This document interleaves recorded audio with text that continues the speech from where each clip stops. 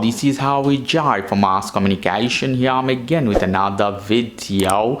In this video I'm going to show you how you can search any old message in your WhatsApp by the date. For example, go to your WhatsApp, open the chat that you talk with somebody and you want to see some old message. You hit here, you see 3 dots. After that you have searching option, hit this one.